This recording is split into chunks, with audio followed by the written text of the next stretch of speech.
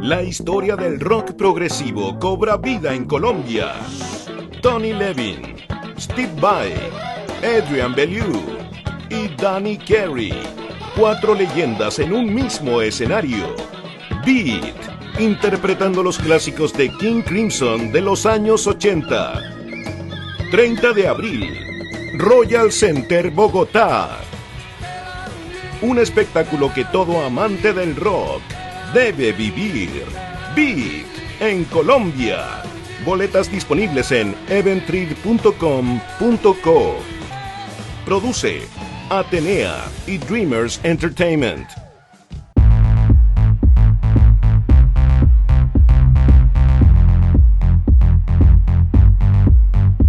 Hola, soy Iván Zainea y te doy la bienvenida a Sonido Libre Podcast. Hoy, con una historia nueva detrás de los sonidos independientes de Colombia y Latinoamérica. Nuestra invitada de hoy es Zoe Emilia, una importante bajista, cantante, productora y compositora, quien hoy cuenta en su carrera en solitario con 2 álbums, Reconstrucción del 2019 y Agridulce del 2022, además de una nominación al Grammy en 2020 como Mejor Nueva Artista. Pero antes de ello, se dio a conocer tras su trabajo con el también músico colombiano Este Man, con quien inició a trabajar estando en la universidad a sus 19 años y tomando el bajo en dicho proyecto. Pudimos charlar con Zoe Emilia hace algunos días, abarcando temas como justamente su trabajo con Este Man, su trabajo no solo como música, sino en temas de gestión, su proyecto al lado de la Fundación Biche, llamado Monte Olimpa, que se centra en talleres musicales y espacios seguros para mujeres que incursionan en la industria, sobre el proceso de volver al sonido del electro dance pop, su visión de la mujer dentro de la música, teniendo en cuenta que inició hace más de 10 años en la industria, su trabajo como directora en la banda del DJ colombiano Julio Victoria, su experiencia en el K-pop, sobre el periodismo musical y claro está, sobre su más reciente EP llamado Ecdisis, que aparece en el mercado el 14 de marzo y el cual, cuando termines de escuchar esta entrevista, te invito para que lo sintonices en plataformas digitales. Agradecimientos a Lorena Tarazona por hacer posible esta entrevista. Y antes de seguir, pido disculpas por la calidad del audio de nuestra invitada, dado que la entrevista la realizamos de manera virtual, pero sin duda es una gran charla y una historia muy interesante para que conozcas de esta importante música colombiana. En la edición 139 de Sonido Libre Podcast, soy Emilia.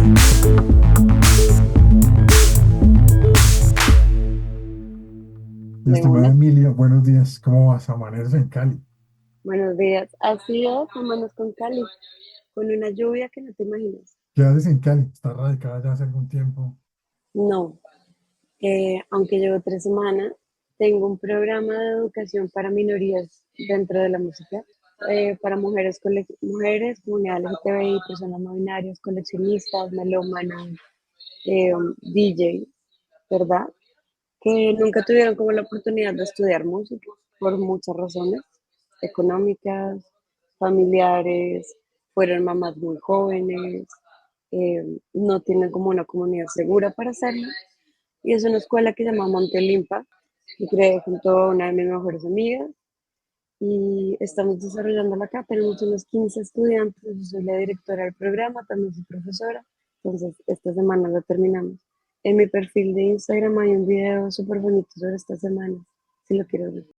Sí lo vi Monte Olimpa, que empezó, si no estoy mal, como por ahí en septiembre, y pues tiene unos componentes muy interesantes. Estuvo por ahí, por ejemplo, Mario Galeano dando clases para mezclar. Mario estuvo acá la semana pasada, de una clase sobre el lenguaje musical, como cómo comunicar tu lenguaje al público, y unas 3 clases sobre mezcla de música en vinilo. Genial, la verdad me parece un espacio muy chévere y envidia de la buena quienes están allá sentadas porque pues tienen unos maestros increíbles, entonces me parece muy bello el proyecto. Mi estimada Emilia, me voy a volver un poquito. ¿Qué te conectó con la música inicialmente? Porque tú lo mencionas a veces que como que venía del más allá y muy seguramente puede ser así en medio de crecer con una mamá bióloga, un papá médico, un hermano administrador, una hermana, perdón, que no sé si aún continúa trabajando en los bancos, pero por ahí a los 7 años creo que algo te conectó. ¿Tú qué crees que fue lo que vino del más allá y te dijo, ven, tú eres elegida para esto? Yo creo que siempre estuvo en mi cabeza y he llegado como en los resúmenes un poco de creer en el budismo, en el que seguramente venía de otra vida, incluso de la vida anterior en la que estaba viviendo como mi alma, porque efectivamente en mi casa, como tú lo mencionas, nadie, pero además ni siquiera a nivel como de ser melómano, ni coleccionistas. En mi casa como que el interés por la música era nulo. Y mi abuelo tampoco, aunque le gustaban un poco los tangos, los boleros, le encantaba Agustín Lara, y yo lo descubrí mucho más grande, que hace que cuando se murió fui a su colección de vinilos y encontré un montón de joyas que yo no sabía, nunca los compartió conmigo, nunca me mostró nada. Pero desde muy chiquita, antes de los 7 años incluso, mi respuesta como hacia la música siempre fue increíble, decía mi mamá. Y me aprendía las canciones rapidísimo y cada vez que alguien llegaba con la guitarra o algo así, como que me volteaba, miraba y como que me quedaban bobadas de chiquitita. Entonces, sí, creo que ese oído musical fue algo que tuvo que venir como de una vida previa porque no tengo más explicaciones. Ok, afortunadamente para nosotros. Bueno, pasa el tiempo. Obviamente hay un capítulo importante y me perdonarás de pronto retomarlo porque sé que de pronto puede ser repetitivo en tus entrevistas. Pero en ese bagaje, digámoslo así, que tuviste de trabajo con este man, primero yo quiero saber si lo puedes definir en una palabra para ti, ¿qué significa Esteban Mateus o este man hoy en día para Soy Emilia? Para mí, o sea, yo te lo puedo decir, para mí Esteban fue un mentor de cómo salir de un cascarón muy tímido dentro de la música. A veces cuando los músicos estudiamos música, y lo hablo como a nivel incluso de Mario Galeano y músicos que conozco como de mucha trayectoria, vivimos en un cascarón de invalidar como cualquier cosa que nos sintamos como que es académico. Y cuando entré a trabajar con este man, me mostró mucha música latina, me mostró su personalidad, su manera de componer, donde mientras llevaba como mi carrera de jazz en la Universidad de La Javeriana, llevaba al mismo tiempo como una carrera callejera, digamos, de un músico que vive la realidad, que no tenía la oportunidad en la universidad, de cómo realmente funciona la música. Y salí como al mundo, como a convivir estas dos y aprender y a salir de ese cascarón, de esa necesidad del músico, de una aprobación casi que académica, a disfrutar mucho la música que yo quería hacer y la que realmente quería dedicar. Lo veo como un mentor, esa fue una etapa extremadamente importante en mi formación personal y musical. En esa formación musical tengo entendido también que fue muy retador para ti el bajo, ¿no? Yo hablo del proyecto. El bajo empecé a tocar desde que tenía 12 años y ponle que cuando entré a la universidad yo lo que quería hacer era como un Jaco Pastorius colombiano. Y cada uno se va estrellando con su realidad. Al final del día lo tomé como pues, el primer reto más grande de mi vida, entrar como a interpretar el bajo eléctrico en este man y lo quería hacer perfecto. Digamos, como que siempre he sido como ese tipo de persona un poco perfeccionista y no solo como tocar el bajo, sino empezar a cantar, ese desarrollo como el sing and play dentro de un instrumento que a veces puede ser muy difícil. Se me dio como muy fácil entrando a este man. Ese reto pues lo convertí como en mi mejor lado en interpretación. Quería como, no, o sea, no era demostrarme a mí misma ni era demostrarle a nadie, pero quería, desde ese momento, a los 19 20 años, quería ser la mejor, quería hacer de la mejor manera mi trabajo y ese era mi objetivo. Entonces, interpretar en vivo sus líneas del bajo y las voces era muy importante y lo quería hacer perfecto. Quizá del jazz, sin que nos adelantemos mucho, porque lo dejé para la parte final de la charla, hablar justamente de los nuevos sencillos y lo que va a ser el EP. Pero de pronto puede haber, no sé, algo de la estructura del jazz, alguna influencia obviamente, que marque hoy en día el sonido de tu música. Claro que sí, yo pienso mucho como en los colores, sin tenerle mucho miedo como a los acordes, que es como bastante del jazz. Y me gusta mucho también pensar en improvisaciones y solos a la hora como de tocar en vivo, en secciones musicales, como que puedan como meter como cuando está improvisando un saxofonista, por ejemplo, como de jazz, dentro de un estándar, que se vuelve algo como casi como un trance, pensarlo mucho como también dentro de como la electrónica, secciones instrumentales, como en construcciones continuas, como de escucha y de convivir con la música para el público, más allá como solo como de cantar un coro, cantar una estrofa y salir. Vale, más adelante vamos a hablar obviamente de la música que estás presentando. Siguiendo como con el hilo de la historia, aunque ya hablamos algo de de Monte Olimpa. Pero bueno, salís de la universidad y sales como cualquier profesional quizá a buscar trabajo. Y llegas también a Vichy, ¿no? Que creo que es una escuela importante para algunas personas de la industria que han estado. ¿Cómo llegas a Vichy y qué hacías en Vichy? Llego a Viche porque Alejandra, la fundadora de Viche, es mi mejor amiga. Entonces ya fundamos Monte Olimpa. Y porque es mi mejor amiga, si ella creció en Cali, después de estudiar a Estados Unidos y yo siempre me quedé en Bogotá, porque en algún momento, casi al mismo tiempo que estaba empezando mi trabajo con este man, alguien me llamó que estaban buscando una bajista, de hecho, mujer, para una banda de punk y la guitarrista era Alejandra. Cuando ella estaba empezando, buscamos los primeros pasos con Biche, manejando a la derecha, creando su relación con Sex Pepper, trabajando dentro de Pollen Records. Conviví mucho, por ejemplo, con Julián Salazar de Me Too, antes de que realmente se creara Me Too.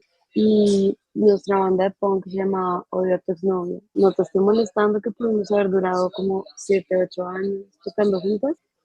Nos divertimos y creamos una amistad muy sólida y pues ella me introdujo dentro de esa escena que ellos mismos llaman Tropicaníbal, como una escena de grandes músicos increíbles, muy alternativos, que a mí después me llevó a una escena de lo que los mexicanos llamaron ellos mismos como los nuevos ricos, como Silverio, María Daniela, Titán, que es una admiración, para mí se volvió una admiración increíble ver a Euris Álvarez, a Pedro Ojeda, a Mario Galeano, ver a Silverio, a Emilio, a la misma María Daniela, como compositores, músicos, académicos muchos, con una interpretación increíble de sus instrumentos, pero haciendo la música que más les gusta hacer. O sea, la cumbia, la simpleza de la cumbia, pero con unas cosas académicas increíbles.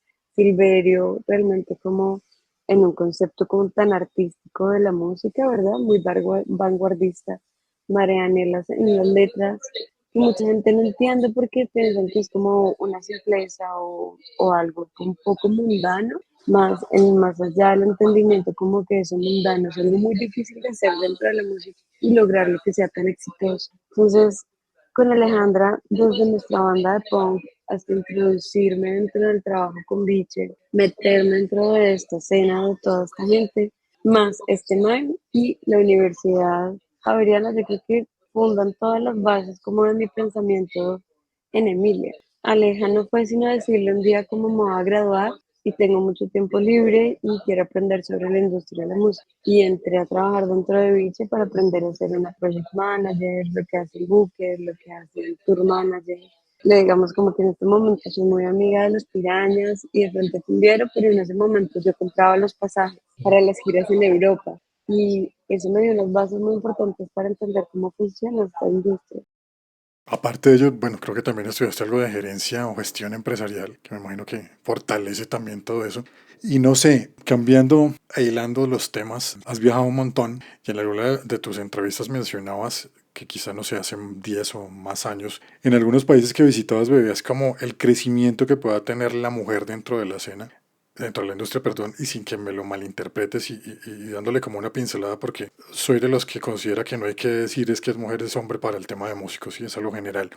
Pero viéndolo hoy en día en colectivos como Colectivo del Fuego y festivales que ellas ya tienen propio y demás, el mismo Biche y todo lo que está haciendo ahorita Monte, por ejemplo, con todas las mujeres allí, ¿cómo está hoy en día la, si se puede decir, la mujer música independiente en Colombia a comparación de hace 10 años que empezaste a girar y a verlo desde otra perspectiva? Digamos, como que hace 10 años justo yo entré en un momento coyuntural en el que, sobre todo mujeres intérpretes, como que la mujer dentro de la música siempre se ha visto como un rol, ¿no? Así como podemos entender como que también se entiende como muchas veces culturalmente, y no es culpa de nadie, sino como de una construcción sociocultural. Muchas veces miramos como a la mamá como la que me prepara la comida, entregó su vida, muchas veces el papá no tiene figura presente y entendemos como unos roles así súper preestablecidos porque vienen como un chip casi dentro de nuestras mentes, como educados desde muy chiquitos. En la industria de la música, digamos como que aunque hemos encontrado pocas y una que otra como intérpretes de instrumentos, como es Kim Gordon, ¿verdad?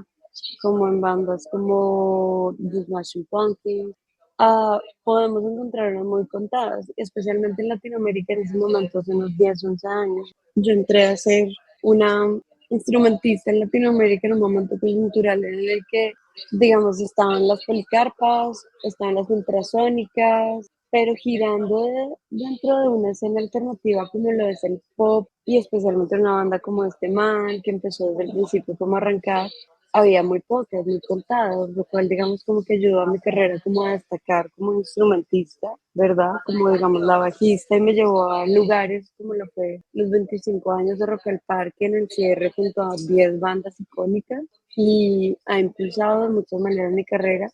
Pero lo que sobresalió en ese momento es que se entiende ese rol un poco cultural dentro de la industria de la música, como que las mujeres es como la asistente del manager, ¿verdad? O la cantante o la corista en la banda, siempre como en un nivel como que es que no, es que tú no eres la productora musical, sino como esto y muchos colectivos, incluso como Ruidosa de Francisca Valenzuela, donde también se encuentra Mon Laferte, donde también se encuentra muy ayudado por Diana de Criteria, una colombiana muy fuerte como manager, luchan un poco por eliminar esos roles, como, no, yo soy la productora, no la asistente del productor, ¿verdad? No, yo soy la guitarrista. No, no es como hay un guitarrista y yo soy la imagen. Como dejar como de ver ese papel de la mujer como una imagen de la banda y dejar de verlo como que tiene que estar como por debajo de un rol masculino. En esa construcción siento que desde hace 10 años a hoy en día la cantidad de mujeres instrumentistas, productoras, claro que ha tenido un crecimiento, pero igual siguen siendo como ingenieras y productoras como de el total, como al nivel de la industria de la música, como nada más el 3% en estudios que ha hecho una chica muy chévere que se llama Victoria Records, tiene como, exacto, ella se llama Victoria, no me acuerdo el apellido, su label se llama Victoria Records y ya tiene un estudio que puedes buscar dentro de un artículo de la revista Forbes en México, en el que habla como que solamente dentro de productoras e ingenieras, total en Latinoamérica, de todos estos hombres de, como, pues sí, como este rango de la industria de la música, el 3% llegan a ser mujeres. Digamos, solamente creo que un 12% del total son como líderes de sus bandas, como mujeres, y aunque hemos aumentado las cifras, y estoy segura que las cifras han aumentado, pues todavía son cifras muy cortas, en una búsqueda como de menores oportunidades y en que es una industria todavía en la que las mujeres tienen que triplicar su validación, básicamente, como, ah, sí, eres productora, entonces demuéstralo. Cuando muchas veces un hombre dice como soy productor y no necesita ninguna validación detrás de él. Entonces, hemos ido aumentando, pero pues creo que los cambios se construyen no en 10 años, como nos ha mostrado como el mundo, sino pues incluso si hablamos como de un movimiento feminista en sus principios, la lucha de la mujer por salir de la casa y tener un voto tardó décadas, lo cual pues seguramente en equidad construiremos una industria de la música dentro de un poco más de décadas. Pero se tiene que crear un movimiento alrededor pues para que suceda. Ok, ok. Tienes otro rol, pasando a otro rol como directora musical con Julio Victoria, que ese formato de Julio, yo no sé, ya lleva varios años y tuve la oportunidad de verlo alguna vez en el Jorge Eliezer Gaitán, creo, con la marimba y el arpa. Desde el punto de vista como directora, ¿qué elementos de pronto puedan sumar a esa propuesta de Julio? ¿Lo ves hasta ahí? Digamos como que lo más novedoso yo creo es que a diferencia de proyectos como Sidestepper o Me Too, que Me Too en su primer disco se fue a Palenque, ¿no? Se volvió muy palenquero, trabajando con Lamparita, grabando estas voces como de, como tan tradicionales de mujeres como de Palenque, o lo que fue Sidestepper en su momento, que incluso incluyó dentro de su banda personas como El Guajiro, ¿verdad?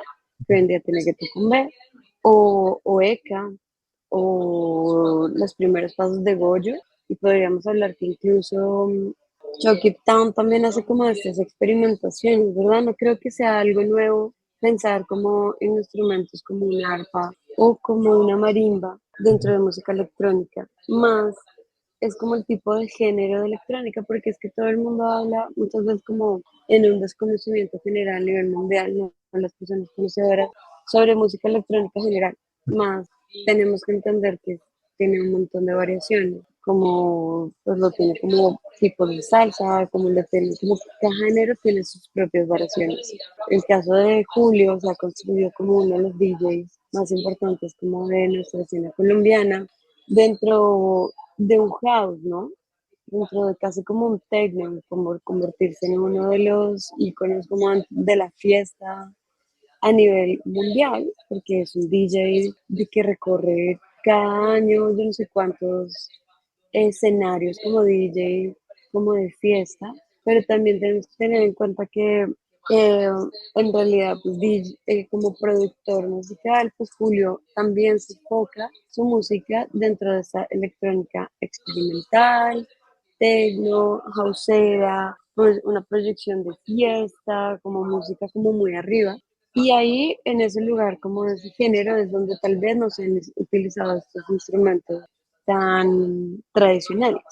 No me pongo como esa tarea como a mí en esa dirección, sino que más, si no estoy mal, como una sugerencia de Ernesto Santos, que ha estado, es un productor musical que ha estado detrás como de muchas bandas hace muchos años, pero muy oculto. Ernesto es un gran productor, un gran amigo, que yo creo que arrancó con estas sugerencias musicales.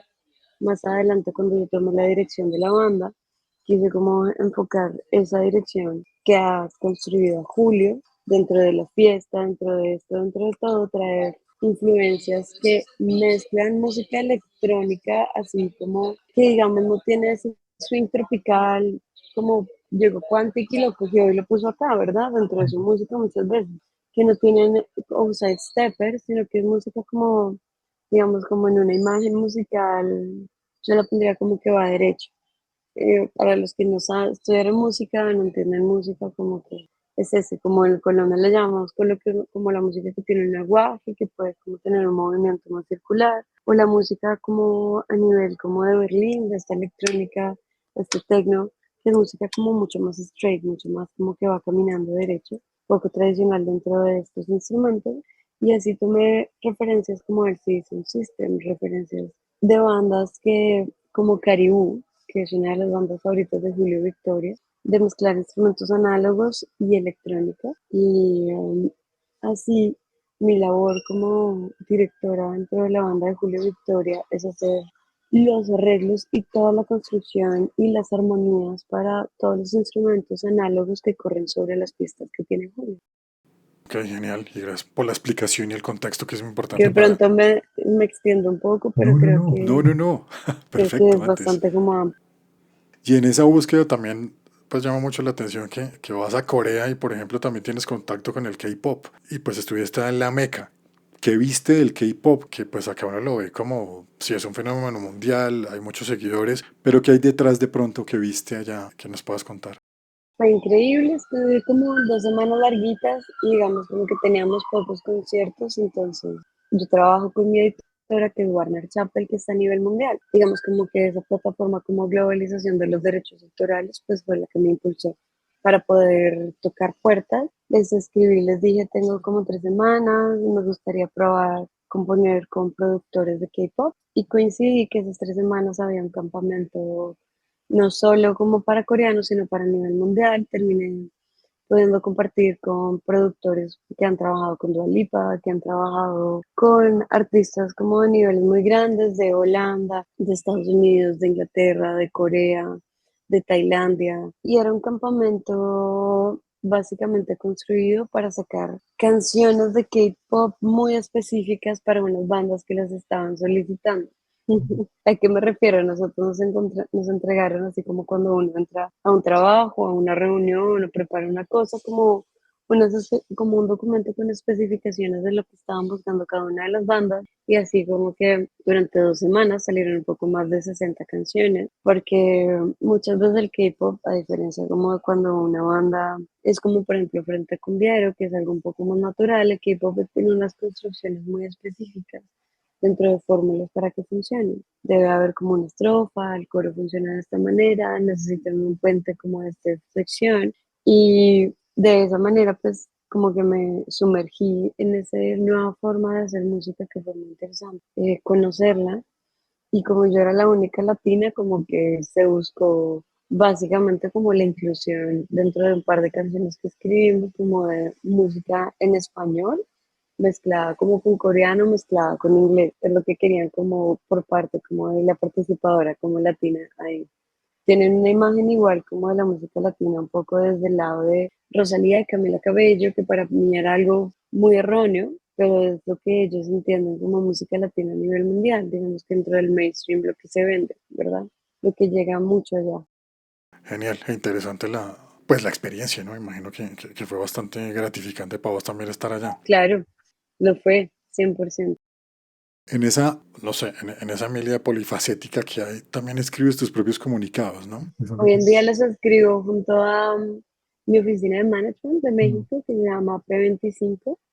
Pero sí, muchos años me dediqué porque también escuché un día en una entrevista a que Adriana Lucía escribía sus propios comunicados, porque la mayoría de los medios no hacen el trabajo que tú estás haciendo y muchas veces hacen un copy-paste. Efectivamente, como que la prensa musical hoy en día ha tenido como un declive muy fuerte. Entonces, Adriana Lucía decía como que básicamente lo que tú escribas sobre tu música es lo que va a salir. Entonces, tienes que escribir lo mejor que puedas escribir sobre tu propia música y sobre ti mismo. Justo esa era la pregunta, que en parte ya me la respondiste, pero no sé si podemos ampliar. ¿Cómo ves el periodismo musical en Colombia hoy? O sea, por ejemplo, no sé, fue un fenómeno cuando Choc cierra, lo que pasó hace años con Vice, y en los medios independientes como que uno ve, rasguñamos las piedras, pero a veces para quedarse como en el tema únicamente de las redes sociales, en la promoción de un concierto. Pero no sé, ¿cómo lo ves tú desde otra arista? Lo veo como, efectivamente, como hay unos medios que resisten, lo veo como que hay una resistencia fuerte. Estás tú, está Sudacas, ¿verdad? Cadencia, Sopitas. En México, Neolimits también en México, como que efectivamente lo más interesante lo encontramos dentro de los nichos de personas que todavía intentan ir más a fondo y buscar, pero también como llevamos muchos años como de una superficialidad de notas que no se investigan, que creo que más que cansarnos a nosotros como artistas o ustedes como medios, cansaron al público, ¿verdad? Como en notas como que tal vez no encuentran un valor como fuera como de lo superficial y el público está buscando un interés en estos nichos de medios, incluso como para eventos, como el que hay para hacer Bogotá. En vez de enterarse en tu boleto, en vez de enterarse como en Caracol, se enteran como en estos medios que van un poco más a fondo. Y creo que ahí es donde está el futuro del periodismo musical.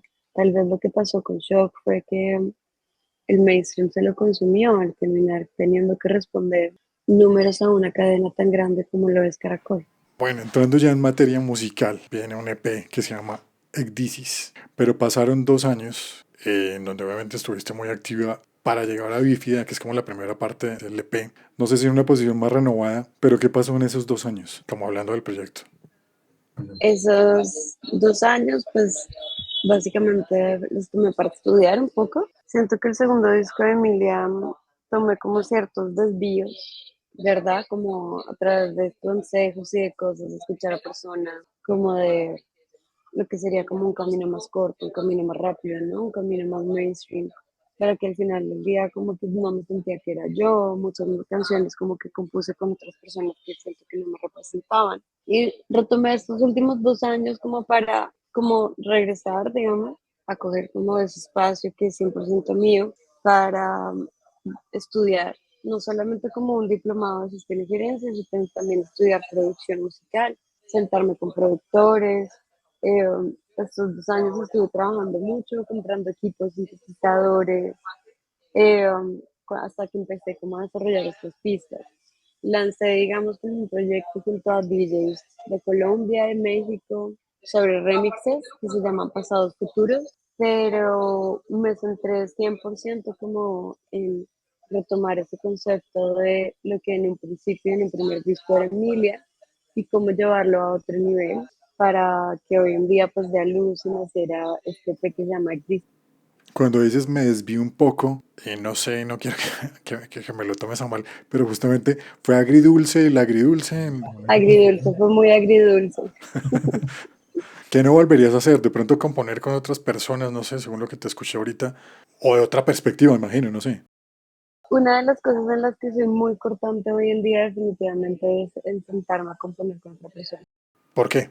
100% es algo como, lo hago como para ellos, para otros proyectos, lo hago para otras cosas. He compuesto canciones para otros artistas, con otros artistas, pero nunca para Emilia. Emilia, a menos de que vaya a hacer una colaboración con alguien, Emilia me lo reservo para mí misma, porque pues yo tengo muy claro lo que quiero decir, entonces, y de lo que quiero hablar y de donde me siento cómoda hablando. Entonces, me la reservo para mí misma. Eso está muy bien. Hace falta interiorizarlo y dejarlo ser uno mismo. En Claro. Ecdisis, bueno, van tres canciones, Bífida, Equilibrio y Morfo. En Equilibrio y Morfo, no sé si fue mi interpretación, y si no me corriges por favor, pero veo como otra perspectiva y está como ese balance personal y emocional y hablando como el tema de la búsqueda de la salud mental, que creo que es muy, muy importante y relevante. Si va para allá, y si es así, ¿en qué momento pues salen estas canciones? No sé. Claro, digamos como que siempre desde un principio intenté diseñar mucho a Emilia para salir como de esas construcciones del pop, especialmente en las letras. Cuando empecé a pensar en este proyecto y escuchar la música que salía muchas cosas sobre las mujeres heridas en el desamor, ¿verdad? Y yo no me sentía de esa manera, entonces digamos nace mi primer EP como Mala Intención, Molesto, Tóxico, y luego empecé a decir como me gusta abordar temas que no son necesariamente como relaciones interpersonales, como de amor o relaciones. Entonces nace Hasta que salga el sol, Extranjera. Y aunque he escrito, claro que mis canciones como de amor y sentimientos, muy pocas sobre desamor escrito para Emilia, ninguna habla sobre amor. Desde Bífida habla sobre, para mí, sobre mentes curiosas, ¿verdad? Fue un poco mi experiencia como en la vida. Equilibrio sale sobre eso, pensando en mi rutina diaria, exactamente, en cómo le doy un equilibrio en mis días entre el trabajo, entre los amigos, entre el dulce y la comida sana, entre hacer ejercicio y descansar, porque esos últimos 2 años he estado intentando encontrar ese equilibrio y cada vez como que siento que cada día me voy acercando a él, pero también es una cuestión que nos da preocupación todos los días, a todo el mundo, como tengo que trabajar, pero tengo que disfrutar, pero tengo que terminar mis labores, pero también me quiero divertir. Todos estamos todos los días en esa búsqueda de un equilibrio y cada quien lo maneja de diferentes maneras, por eso el coro dice como medito, rezo, corro, respiro, como buscando como esa salud mental, esa estabilidad. Y morfo, metamorfosis, es como ese momento en el que todos tenemos una metamorfosis a nivel personal, como hasta que nuestra personalidad aguanta un nivel, aguanta un punto, de pronto tú eres tan buena papa y tan buena persona que la gente empieza a abusar de ti y uno dice como no, yo tengo que cambiar. Esas metamorfosis a las que nos lleva la vida, en los que tenemos como que cambiar para mejorar. Y este morfo habla un poco también sobre eso. Ok, sobre equilibrio, creo que hay algo muy interesante, ya hablábamos ahorita como de todo eso, los campamentos del K-pop y todo. Hay una influencia de una surcoreana que se llama Jaehi, creo. Jackie, sí. ¿Qué hay de influencia ahí que te marcó como para llevarlo, pues viniendo ya de una surcoreana? Eh, Admiro mucho su música, ella se define como sin género, es increíble. Me gustan mucho sus melodías y estructuras, marcó mucho como perderle miedo como a esas secciones tradicionales instrumentales o a esas creencias, como que para que una melodía sea catchy tiene que tener 8 notas descendentes. Entonces, por ejemplo, Equilibrio arranca como ya dejé hacen alguna canción así como 16 notas descendentes. Entonces yo dije como, vale, listo, mira qué chévere, ya me gustó un montón, no se toca, ¿sabes? Como, mira, dejar de mirar como el éxito exactamente dentro de lo que es un mainstream, ¿no? Como Shakira, aunque me parecen muy buenas y respeto sus carreras, mi carrera es completamente distinta, empezar como esas cosas alternativas y como que se atreven también como cuestiones muy exitosas. Ya he estado como en Coachella, si alguien lo quiere ver, he estado en festivales a nivel mundial increíbles, tiene un montón de listeners mensuales, pues porque ella es muy auténtica y ha creado su propio nicho. Entonces la veo también como un ejemplo a romper estructuras. Y Yaeji pues también es una de las influencias importantes en este disco. Qué chévere eso, traer como esos ejemplos, creo que son muy valiosos. Y en equilibrio también hay algo que me pareció muy interesante de la masterización que tuvo, que es con una máquina, creo que la referencia es MSI JH110 para los que conocen y llegan allá. Pero si usted no conoce la máquina, quien nos está escuchando, pero ha escuchado el OK Computer de Radiohead o el Enema de Tool, con esa máquina se masterizó En equilibrio. realidad todo el EP, Ah, todo el EP, ok. todo el EP, sí, lo que pasa es que hicimos un post sobre esa canción. Bifi de equilibrio, morfo, bajas frecuencias, hijo de tigre están todos masterizados. Y esta es la primera máquina en Colombia. Ahí tengo es una pequeña duda, porque he hablado con muchos amigos músicos, de a veces dicen nos matamos haciendo los arreglos, el detalle, y hoy en día como la gente consume la música pues con un teléfono y dependiendo de los audífonos y demás, y si no pagas un premium de Spotify entonces pierde unas capas de sonido ahí. La pregunta va, ¿este EP puede salir en físico justamente como para aprovechar todos esos recursos? Pues porque es una máquina brutal, eso vale la pena escucharlo en físico. Claro, así es. Este EP, el 14 de marzo que sale el EP completo, voy a hacer un lanzamiento en Bogotá en la Sala Gaitán, que si estás por ahí, claro que estás súper invitadísimo a Muchas asistir. gracias. Y voy a tener, estoy terminando ahorita con un sello en Medellín que hace discos en Colombia, ha hecho discos para los años, se llama Ruido de Fondo. Estamos terminando un disco de 10 pulgadas con todas las canciones, justamente para eso, para aprovechar todo este trabajo que se hizo. Genial, chévere. Y otro elemento importante que no se puede quedar únicamente en el audio es lo visual. Y los videos tienen una temática de terror. De hecho, en Morfo, en esa metamorfosis, estás ahí como grabando en el barrio San Felipe aquí en Bogotá de noche y mutas como a convertirte en un, no sé qué figura es. Estos últimos 3 videos con el que va a salir el 14 de marzo manejan como esa temática como entre, digamos, ficción y terror, porque los estoy realizando junto al documentalista Simón Hernández. Bueno, tiene La Venganza Jairo Pinilla. Jairo Pinilla, los que no conocen, es como el primer director de terror de Colombia, que era una locura en sus momentos, o sea, llenaba las salas de cine, tiene como más de 20 películas, tiene muchas películas. Y Simón es un documentalista que también ha hecho, lo tengo, te lo juro que lo tengo en la punta de la lengua. Pizarro, documental con María José Pizarro y sobre su papá, documental muy hermoso, y tenemos como muchos proyectos. Es fan del terror de clase B, es fan de la ficción, yo también lo soy. Y esta última trilogía de videos las hicimos juntas. Digamos como que el primero de equilibrio es un poco más como sobre ficción y esa búsqueda como de equilibrio. Terminamos llegando como a un espacio muy surreal, construido por Simón, súper bonito. Y este de Morfo trabajamos un poco como en esa metamorfosis a una mujer lobo en la noche en Bogotá. Entonces, todos son historias como así, muy de ficción, muy construidas, muy de otros mundos. Está muy chévere, genial esa. Me gustan mucho los videos y la temática. Antes de que cortáramos, tenía una pregunta por allá y yo creo que con toda la experiencia que has tenido y demás, has estado en varios roles, ¿no? Pero hoy en día como música y en tu proyecto, ¿qué le miras o qué características debe tener un manager? Porque creo que es crucial y muy importante y me imagino que has tenido algunas experiencias que como que has dicho, oye, por ahí no es. ¿Qué miras hoy en día en un manager? He tenido varias experiencias, sí, con dos managers previos con los que no me fue muy bien. Y de lo que me di cuenta es que pues, las características de esa persona es que se tiene que sentar a trabajar conmigo.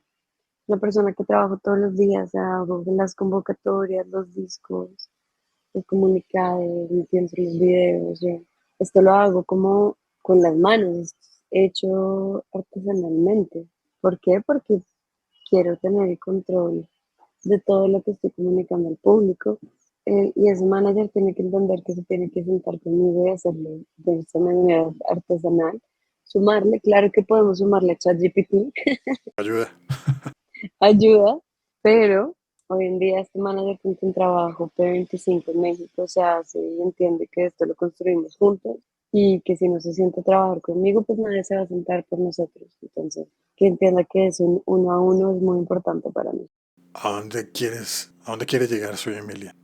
Pues este año voy a llegar con este EP, con la música que estoy produciendo ya lo suficientemente lejos que me hace muy contenta. Siempre me proyecté como una banda de nicho que ya está sucediendo, estoy llegando dentro de los medios en los que están las bandas que admiro. Claro, me encantaría llegar a decirles como a tocar o Coachella, en Fuji Rock, pero pues por ahora me faltan muchos escenarios pequeños por recorrer, un Vive Latino, un Stereo Picnic, un Cordillera, un LAMC.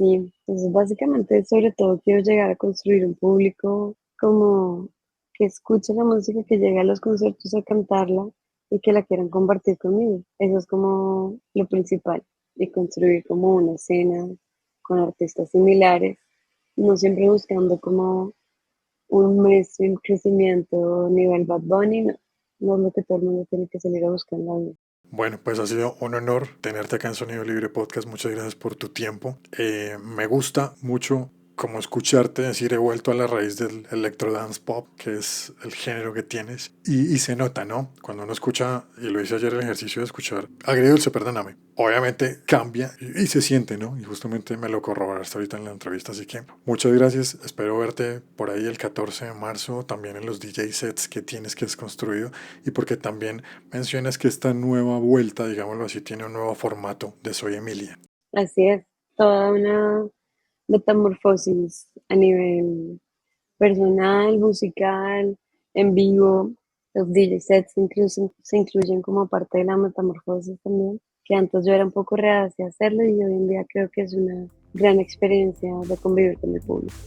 Bueno, me alegra, te pido excusas ahí por los temas técnicos. Obviamente hacer No te esto preocupes. virtual tiene su magia, pero a veces también tiene sus cosas en contra. Pero Claro, claro. un honor haberte tenido acá y mil gracias por tu tiempo. No, no era el mío. Muchísimas gracias a ti.